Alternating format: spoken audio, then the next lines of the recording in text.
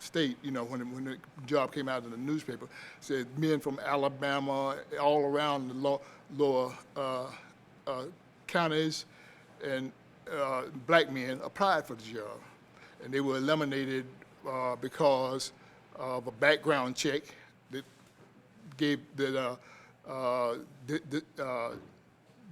disqualified them, or whatever they could do to disqualify them, they did. And I had one of the things that made me qualified was that I had a clean record. I had no police record. So that was something that disqualified a great many black men, because that was the way it was then and as it is now, you know. So like I had no police record, and I was in good physical shape, and I wasn't as mentally deficient as I thought I was. Actually, you were quite smart. Tell me about black leadership at the time. There was a deal negotiated. Who was involved and how did it happen? Now, I wasn't in on that because, like I said, I wasn't a part of the community that was in control of black leadership. I was not a part of black leadership. I knew I benefited from it, and I did my part after leadership established that there should be jobs for black men, and the jobs were offered. I knew that I could do my part, you know, as far as being qualified for the job. Now, when you got in there, or even through the training, you began to see, like you said, you hadn't been planned to be a part of civil rights, but there you were smack dab in the middle of it. You didn't plan to protest, you didn't plan to chant, you were on the front lines of integration. What went through your mind? Well, learning the job and being trained for the job, was the biggest part of my experience. The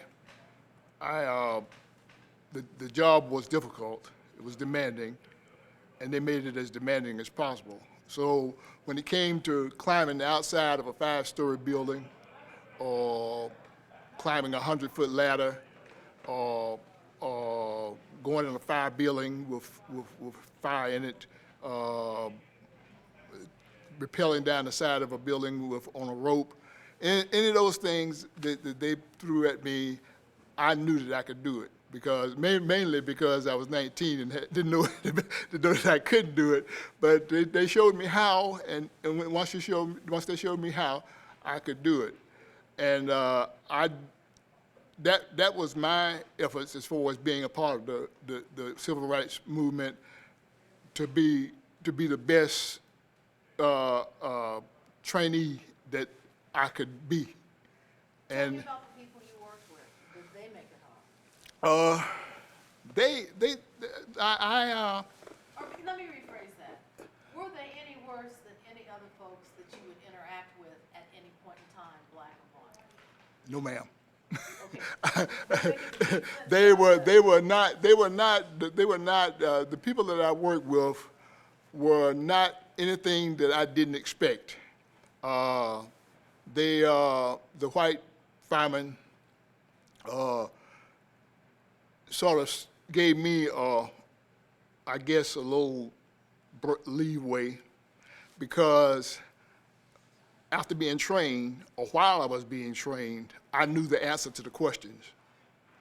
There was one situation that, to give you an example, after we had been trained on a building fire, construction fire, building high-rise fires, they asked me a question, and we were sitting around brainstorming after we had finished training for the night, and they asked me a question as to what I would do if I were a lieutenant and I pulled up to a building that had a beat-up standpipe system on the outside. If you don't know what it is, but just that's the way you hook the hose to pump water to a high building. And I I knew the answer. And he said, reluctantly, yeah, that's one of the questions was on the lieutenant's exam. So I knew the answer to the questions. They had trained me. They told me what it was that I had